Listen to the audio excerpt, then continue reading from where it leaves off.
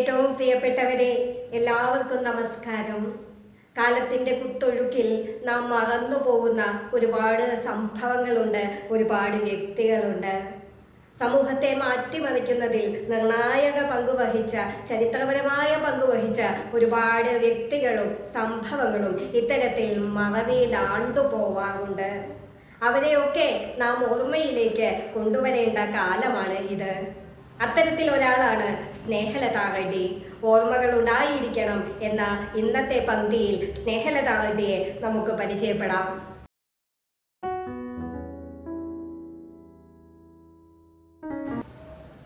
ആരാണ് സ്നേഹലത റെഡ്ഡി?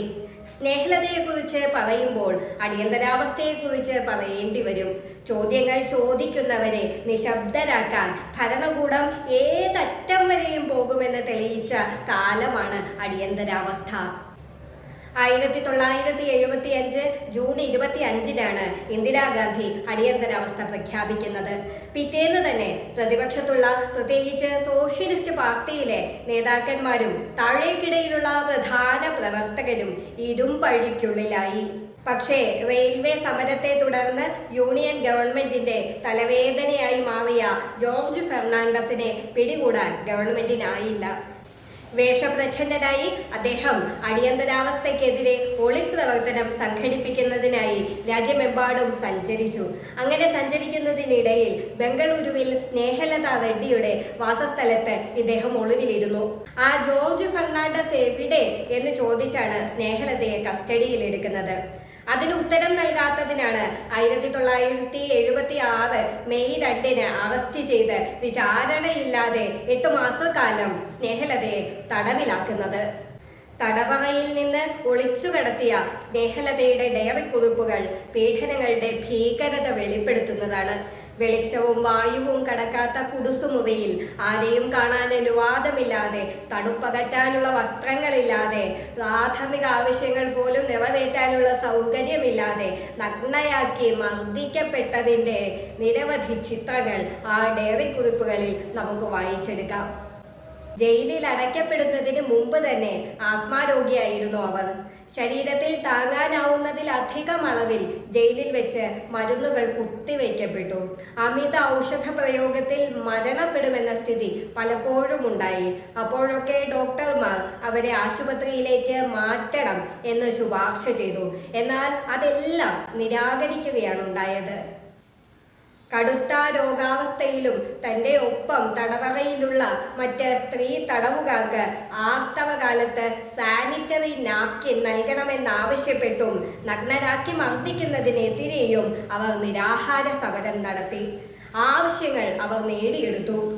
അടിയന്തരാവസ്ഥ കാലത്ത് കോൺഗ്രസിന്റെ MP ആയിരുന്ന മുരഹരി തന്റെ കുടുംബ സുഹൃത്തിന്റെ മോചനത്തെക്കുറിച്ച് ഇന്ദിരാഗാന്ധിയോട് നേരിട്ട് അപേക്ഷിച്ചു. അപ്പോൾ സ്നേഹലതയോട് മാപ്പ് പറയാനാണ് പ്രധാനമന്ത്രി ആവശ്യപ്പെട്ടത്. എന്നാൽ സ്നേഹലത ഒരിക്കൽ പോലും അതിന് തയ്യാറായിരുന്നില്ല. ഒടുവിൽ ആ തടവറയിൽ കിടന്ന് അവർ മരണപ്പെടും എന്ന അവസ്ഥയിലെത്തിയപ്പോഴാണ് ജനുവരി 15-ന് സ്നേഹലതയെ മോചിപ്പിക്കുന്നത്. എന്നാൽ അങ്ങനെ മോചിപ്പിക്കപ്പെട്ടതിന് ശേഷം കൃത്യം 5-ാമത്തെ ദിവസം അവർ മരണത്തിന് കീഴടങ്ങി. ആന്ധ്രയിലെ ഒരു പരിവർത്തിത ക്രിസ്ത്യൻ കുടുംബത്തിലെ 2ാം തലമുറയിലാണ് സ്നേഹലത ജനിച്ചത്. മദ്രാശിയിലായിരുന്നു അച്ഛനും അമ്മയും ഒക്കെ അപ്പോൾ സ്ഥിരതാമസം. ചെറുപ്പത്തിൽ തന്നെ സ്വാതന്ത്ര്യ സമര പോരാട്ടങ്ങളിൽ അവർ ആവേശഭരിതയായി. കുടുംബ പാരമ്പര്യത്തെ ലംഘിച്ച് മദ്രാശിയിൽ ഭരതനാട്യം പഠിക്കുകയും പിന്നീട് വിഖ്യാതമായ മദ്രാസ് പ്ലേയേഴ്സ് എന്ന നാടക ഗ്രൂപ്പ് രൂപീകരിക്കുന്നതിൽ മുഖ്യ പങ്ക് വഹിക്കുകയും ചെയ്തു. കൗമാരകാലത്ത് തന്നെ ഡോക്ടർ ലോഹ്യയുടെ രാഷ്ട്രീയത്തോട് അടുപ്പമുണ്ടായ അവർ സോഷ്യലിസ്റ്റ് പ്രവർത്തകയായി മാറി. സോഷ്യലിസ്റ്റ് പാർട്ടിയുടെ സെക്രട്ടറി ആയിരുന്ന വെങ്കിട്ടരാമൻ അടിയന്തരാവസ്ഥയിലെ ഒളിപ്രവർത്തനത്തിനിടെ അറസ്റ്റിലായപ്പോൾ ചുമതല ഏറ്റെടുത്തത് സ്നേഹലതയാണ്. ഇന്ത്യയിലെ ശക്തയായ ഫെമിനിസ്റ്റ് എഴുത്തുകാരിയായിരുന്നു സ്നേഹലത റെഡ്ഡി. രാമായണത്തിന്റെ ആണത്തത്തോടുള്ള കലഹമായിരുന്നു അവരുടെ സീത എന്ന നാടകം. നർത്തകി, എഴുത്തുകാരി, കന്നഡ സാഹിത്യ രംഗത്ത് വിപ്ലവത്തിന് തിരികൊളുത്തിയ, സംസ്കാരയിലെ അഭിനയത്തിന് ഉർവശി അവാർഡ് നേടിയ നടി എന്നതിലൊക്കെ ഉപരിയായി സ്നേഹലതയുടെ രാഷ്ട്രീയ നിലപാടുകൾ തന്നെയാണ് അവരെ വ്യത്യസ്തയാക്കുന്നത്.